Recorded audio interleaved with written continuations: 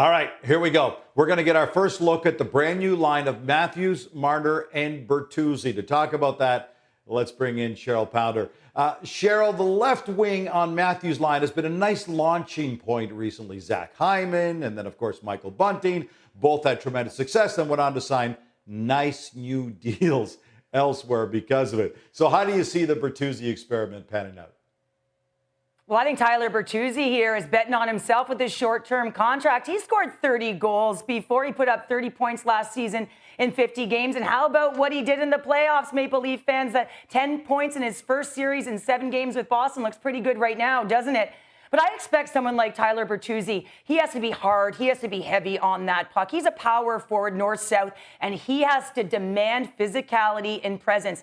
I expect him to be hard, heavy below the goal line. He's got to have net front presence and be strong off the cycle. But if he wants to stay on the likes of that line, there are a few things he has to do. He has to make sure he is hounding loose pucks. When he is net front, he has to crash the net. He has to pull back the D. Why?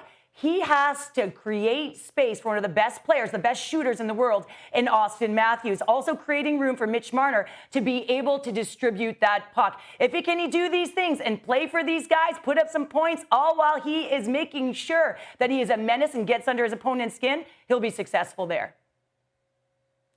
Successful is one thing, but do you think he'll be more successful than Hyman and Bunting?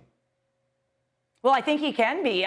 It's all about that physicality. You know what Hyman brought? I mean, that energy, that foot speed, and that's not necessarily Tyler Bertuzzi, but Bertuzzi can make a play off of the wall if he can use his size to his advantage, and he has to be able to play to create space for his line mates. You know that Auston Matthews needs to be able to get close to that net. He can snipe from absolutely anywhere. So if he can drive the D back, he can open up the middle of the ice. He's got to be willing to pay the price if he can do that. And I do think he's betting on himself. You can expect a longer-term contract to come. Another experiment going into tonight's game, Auston Matthews on the penalty kill. He says he hasn't been used to kill penalties since before he was drafted in the NHL. Is that a good use of his ice time? Oh, you know what? I actually really like this move, Gino, because listen, I was a penalty kill specialist, and guess what? It was about getting it 200 feet down the ice. And the game has changed.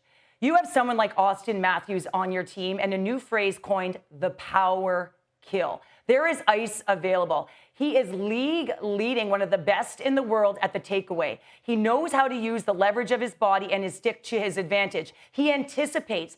And perhaps the greatest thing of all is that he's a power play specialist. So he sees the game through the eyes of a power play player, which means that he knows which way that puck is going. He can instinctually see it one step before it gets there, which makes his stick even all that more attractive. And guess what? If he does get it on his stick, there's going to be a price to pay, because him and Marner, they can make some offense out of a bad situation. Auston Matthews can certainly create offense. Since he came into the league in the 16-17 season, nobody, not Ovechkin, not Connor McDavid, nobody has more goals than Auston Matthews.